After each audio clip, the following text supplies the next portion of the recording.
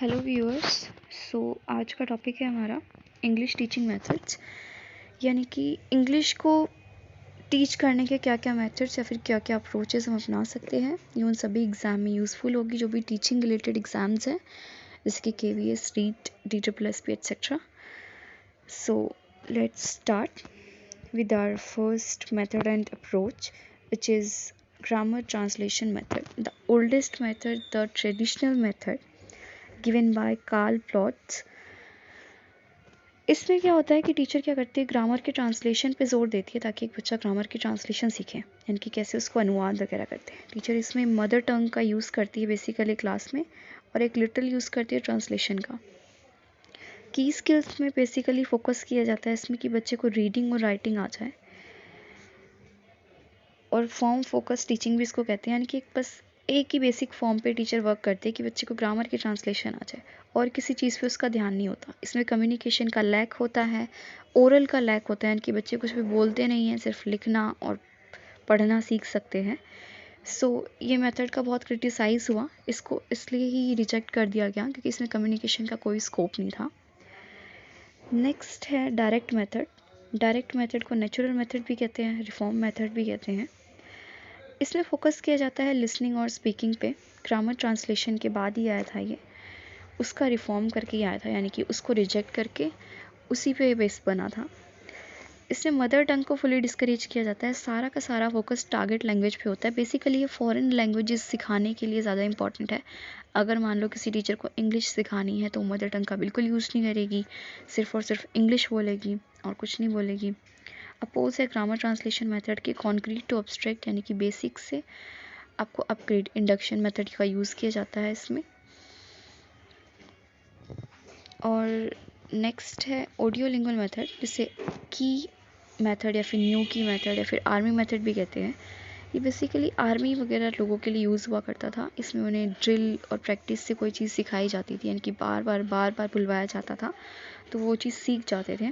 Behaviours theory पे base है, यानी कि हम क्या करते हैं, बच्चों को नर्चर करेंगे कि अगर किसी भी तरीके से उनको कोई चीज़ सिखाई जाए, उनके बिहेवियर में लाई जाए तो वो चीज़ उनको याद हो जाएगी। टोटल कांस्टेंट रीइंफोर्समेंट पे बेस है कि बच्चे के बिहेवियर में एक चीज़ हमें रीइंफोर्स करनी है, उसे बार बार एक ही चीज़ बतानी है ताकि वो सीख जाए। टारगेट मेथड को फोर्स किया जाता है इसमें, फोकस किया जाता है। फोकस इसमें ओरल पे भी होता है, यानी कि बच्चों को बार बार कुछ बुलवाना। Next one is total physical response. इसे डॉक्टर जेम्स जे एशर ने दिया था। ये बेस थी लर्निंग ऑन डूइंग पे कंस्ट्रक्टिविज्म में, और ये बहुत ही ज़्यादा सक्सेसफुल भी मानी गई है। इसमें टीचर मदर टंग का यूज़ करता है बेसिकली बच्चों से कनेक्ट करने के लिए। मदर टंग का ज़्यादा इस्तेमाल होता है इसमें, घर पे भी बहुत ही इस्तेमाल होता है। पेरेंट्स इसको ज़्यादातर इस्तेमाल करते हैं क्योंकि इसमें मोटर एक्टिविटीज़ का भी यूज़ होता है। एग्जाम्पल ले सकते हैं हम इसका, जैसे कि एक मदर ने अपने बेटे को कहा कि मुझे एक गिलास पानी ला के दो, तो बेटा खड़ा हुआ रसोई तक गया, ग्लास भरा, पानी लेके आया, माँ को दिया।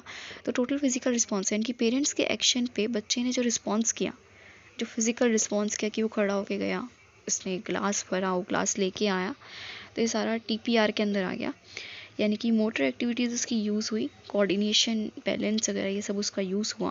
एग्जाम्पल भी लिखा हुआ मैंने, माँ ask for a glass of water, तो इससे आपको याद आ जाएगा।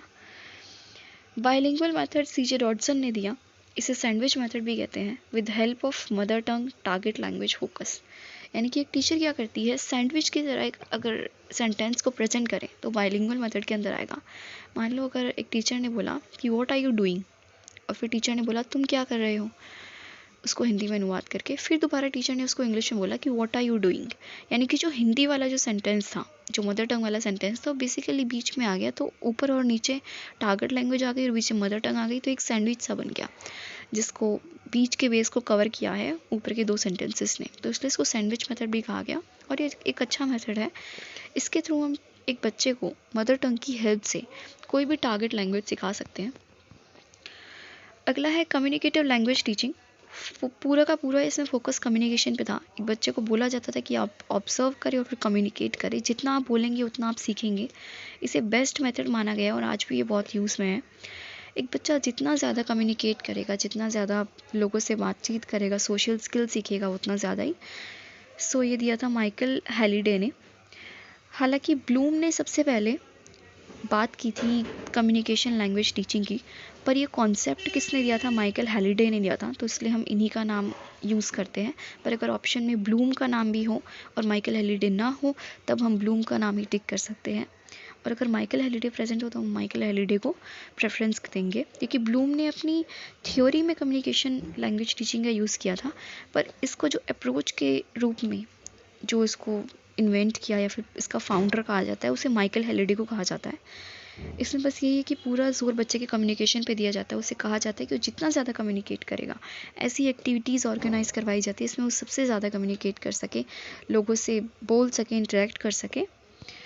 Next one is situational language teaching और learning, situational language learning, SLT,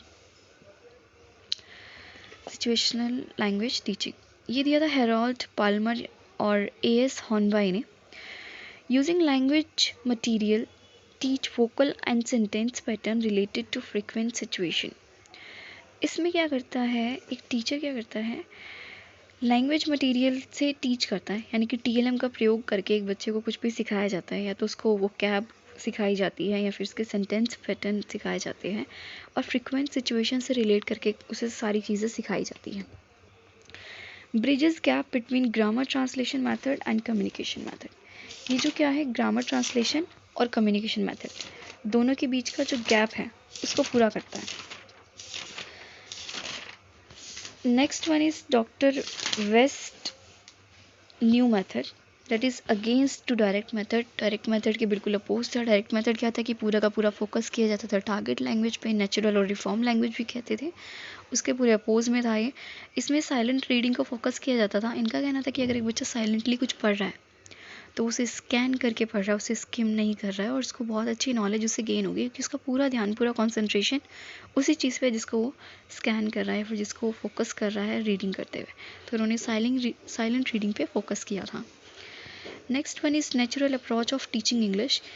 natural approach दी थी अपने ट्रेसी टेरर और स्टेफन क्रेशन ने। स्टेफन क्रेशन को सेकेंड लैंग्वेज टीचिंग के लिए भी बोला जाता है। Language output is not forced. इसमें लैंग्वेज के आउटपुट पे कोई ध्यान नहीं दिया गया था, यानी कि ये नहीं कहा गया था कि हम सिर्फ कॉन्सिक्वेंस को देखेंगे, रिजल्ट को देखेंगे। ये भी कम्युनिकेशन पे बेस्ड था। इसमें टीचर कुछ बोलता था, फिर बच्चा उसका रिस्पॉन्स करता था। डिक्टेशन हो गई, फिल इन द ब्लैंक्स हो गए, रीडिंग अलाउड हो गया, कन्वर्सेशन हो गया, ये सारी चीज़ें इसके अंदर आती थी। Next one is elected method, the best method by Harold Palmer, और इन्होंने इसे द कंप्लीट मेथड भी कहा था। इसमें उन्होंने कहा था कि हमारे पास जितनी भी अप्रोचेस हैं या फिर मेथडोलॉजीज़ हैं, उन सबको हम क्या करेंगे, चैप्टर के हिसाब से, बच्चे की नीड के हिसाब से, बच्चे की एबिलिटी के हिसाब से, या फिर टीचिंग कॉन्सेप्ट के हिसाब से कंबाइन करेंगे।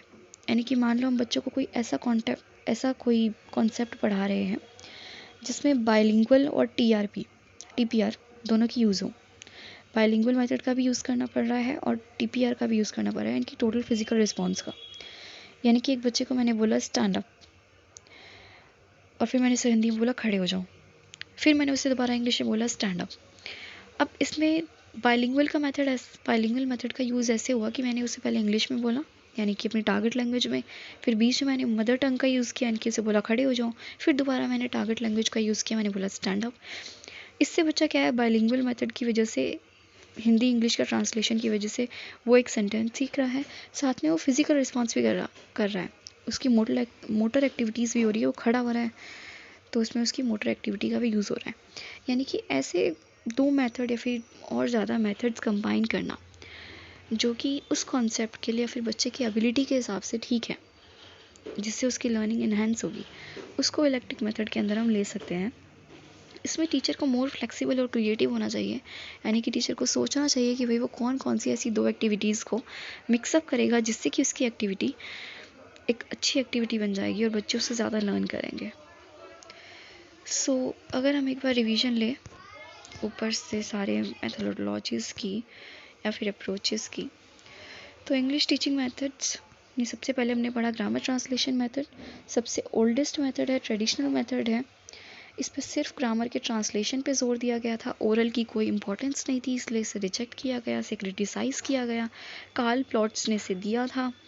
मदर टंग का इसमें यूज़ किया जाता था लिटिल यूज़ ट्रांसलेशन सिखाने के लिए। पूरा फोकस होता था इस पे रीडिंग और राइटिंग पे। फॉर्म फोकस टीचिंग भी इसको कहा जाता है। डायरेक्ट मेथड की बात करें तो एक नेचुरल मेथड या फिर रिफॉर्म मेथड था। पूरा का पूरा फोकस टारगेट लैंग्वेज पे किया जाता था। मदर टंग को पूरी तरह से इग्नोर या फिर रिफ्रेन किया जाता था। कॉन्क्रीट टू एब्स्ट्रैक्ट जाता था। ग्रामर ट्रांसलेशन मेथड के अपोज था। उसके बाद हमारा आया audio lingual method. Audio lingual method को हम न्यू की मेथड या फिर आर्मी मेथड भी कहते हैं। ड्रिल और प्रैक्टिस का यूज़ हुआ करता था। पूरा का पूरा फोकस था ओरल पे। बच्चों को बोलना बहुत अच्छे से सिखाया जाता है इसमें। ये आर्मी मेथड इसलिए कहा जाता है कि आर्मी के टाइम पे यूज़ किया जाता था उनको इंस्ट्रक्शन देने के लिए, उनको कोई चीज़ सिखाने के लिए। इसमें बिहेवियरल स्टोरी को नर्चर किया जाता है। कहा जाता है कि अगर बच्चे के बिहेवियर में हम कोई चीज़ बार बार रीइंफोर्स करके लेके आएंगे तो बच्चा उस चीज़ को ज़रूर सीख जाएगा। कांस्टेंट रीइंफोर्समेंट की इसके अंदर बात की गई थी। नेक्स्ट हमारा है टीपीआर, जिसको पेरेंट्स बहुत ज़्यादा यूज़ कर सकते हैं। डॉक्टर जेम्स चेशर ने इसे दिया था। लर्निंग बाय डूइंग और कंस्ट्रक्टिविस्ट पे बेस है। मदर टंग का यूज़ किया जाता है। मोटर एक्टिविटीज़ इसमें यूज़ की जाती है। मोटर कोऑर्डिनेशन इसमें यूज़ किया जाता है। एक बच्चे को पेरेंट्स जो भी काम कहेंगे उसमें जो भी वो अपना फिज़िकल रिस्पॉन्स देगा, जो भी फिज़िकल एक्टिविटीज़ की जाएगी वो सारी टीपीआर के अंदर आएगी। बायलिंगुअल मेथड, सैंडविच मेथड सीजे डॉटसन ने दिया था। With the help of mother tongue हम टारगेट लैंग्वेज किसी बच्चे को कैसे सिखा सकते हैं, इसमें वो आता है। Next one is communicative language teaching, जिसे माइकल हैलिडे ने दिया था। फर्स्ट टाइम इसकी बात ब्लूम ने की थी, पर अगर ऑप्शन में ब्लूम ना हो तो हम माइकल हैलिडे टिक करेंगे। फोकस ऑन कम्युनिकेशन, पूरा का पूरा फोकस कम्युनिकेशन पे किया जाता था कि बच्चों को बुलवाया जाता था, एक दूसरे से इंटरेक्ट करवाया जाता था। यही उनके लर्निंग का सबसे बेस्ट मेथड माना गया था।